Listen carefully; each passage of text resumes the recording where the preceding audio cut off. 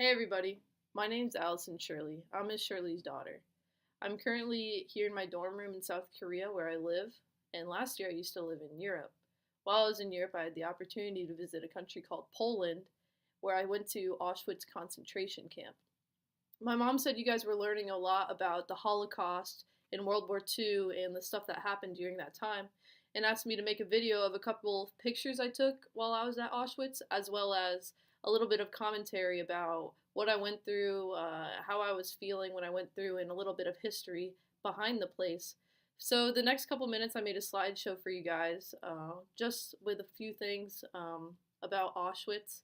I didn't cover everything, it's a very broad topic, but I hope you learn something in the following video. Auschwitz concentration camp opened in 1940 and was the largest of the Nazi death camps. It's located in Poland, a country in Europe. The original purpose of the camp was to hold political prisoners, but quickly became a network of camps where Jewish people, as well as alleged enemies to the Nazi state, were exterminated. As I enter Auschwitz, I walk through a large gate with the words stating Arbeit macht frei, meaning work sets you free. If you look closely, the B in Arbeit is upside down. The gate was built by prisoners, and the upside down B was a sign of defiance by them. Through the gate, there are dozens of brick buildings, many of which I went inside and learned about the horror of what went on here during World War II. I walk through the halls, and I see the walls are covered with thousands of pictures of people kicked out of their homes, forced onto trains, and separated from their families, most on their way to certain death. Fathers, mothers, brothers, sisters, nearly every person that entered Auschwitz had their picture taken. Most of their heads forced to be shaved right before the pictures were taken.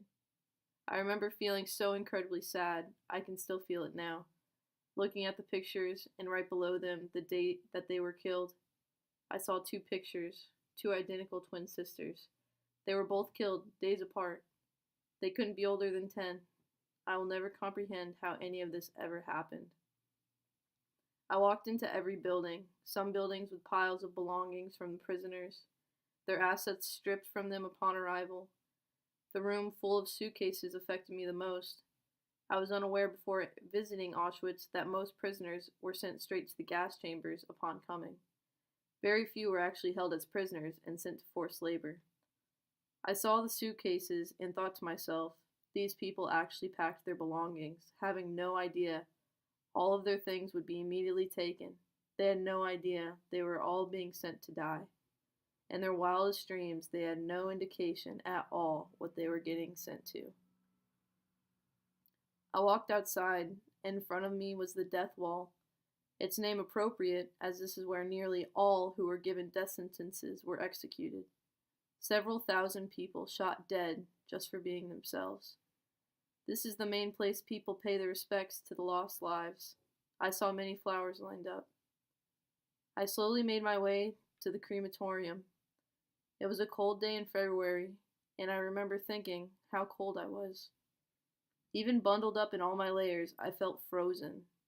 I thought, I can't envision how the prisoners felt. The least of their worries was being cold. They lost their families. They were barely given food, water. They shared rooms with hundreds of sick people. They weren't worried about the cold.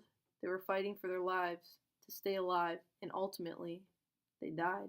What a terrifying, confusing walk it must have been to the gas chamber for them. I step into the concrete room, redesigned to look like showers. They would trick the prisoners into thinking they were going to take a shower. A lot of people around me are tearing up. How could people do this to other people? How were they even capable? So many questions that could never possibly be answered. Auschwitz is made up of multiple camps, so I hopped on a bus to visit all of them that I could. A lot of the evidence was destroyed by the Nazis, including the buildings at some camps. All that remained was the empty spots where they used to be. In all, visiting Auschwitz was the most humbling thing I've ever experienced. It is full of sorrow, grief, guilt, and a lot of anger, but is necessary to understand the history behind it.